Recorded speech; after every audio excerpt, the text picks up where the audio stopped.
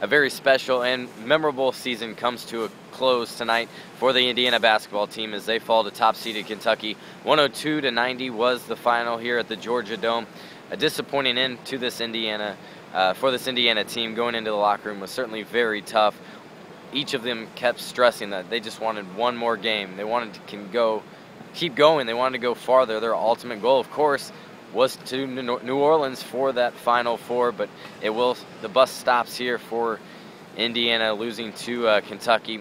The Hoosiers got the best of Kentucky on that December 10th meeting in a very exciting game that continues to relive through that ESPN commercial, but Kentucky was too much, extremely athletic, and they were able to get the job tonight over Indiana. 5 Hoosiers scored in double figures, led by Christian Watford's 27 points. He also added 5 rebounds. Foul trouble was a big story for both teams from the outset, as Anthony Davis, a couple minutes in, had to go to the bench with 2 personal fouls. A couple minutes later, Cody Zeller picked up 2 fouls, and he too was forced to the bench. Then continuing on, even before half, it was Hulls, Oladipo. Both of them also picked up 2 fouls, so that certainly changed the element, changed how IU and also Kentucky had to approach the game. For the Wildcats, Anthony Davis was held at just 9 points, part of which because he was sat the bench, but he also added 12 rebounds. It was really Michael Kidd-Gilchrist that led the Wildcats here tonight, as he had a double-double, 24 points and 10 rebounds to lead the Wildcats. Indiana native Marcus Teague had 14 points, 3 rebounds, and 7 assists in his 38 minutes of action against the home state team, of course, of Indiana. It's hard to see a season like this come to a close. There's so many highlights, so many memories that were made, not only for the team, but the fans, the students, and the college basketball world. Honestly, it is better when Indiana is relevant. They are relevant once again, and certainly next season will be a lot of fun.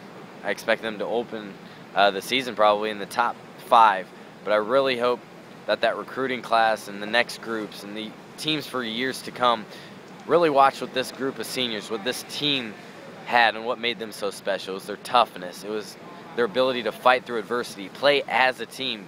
They may have not been the most athletic or the best team on the court, but night in and night out, they fought. They left it on the floor.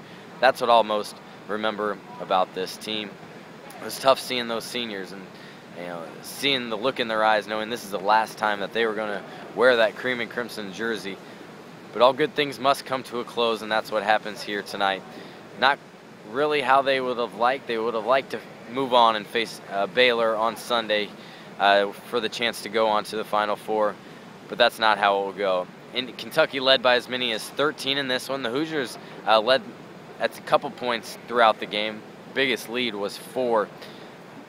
Overall, points in the paint were very critical, and something noteworthy as Kentucky scored 44 points in the paint. Indiana with 52 of their 90 points in the paint, well over half there. But the big story tonight was free throw shooting. Kentucky on the night, 35 of 37, a 95% clip from the charity stripe. A huge advantage to them. In the first game, I think they made about 15 free throws. So what a difference that makes. And the total for Kentucky of made free throws, 35, was 22 more than Indiana made, well above the margin of defeat.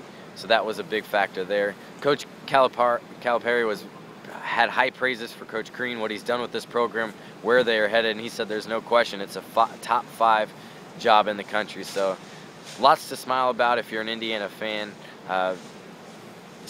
It didn't work out tonight, but there's a lot to look forward to certainly here moving on.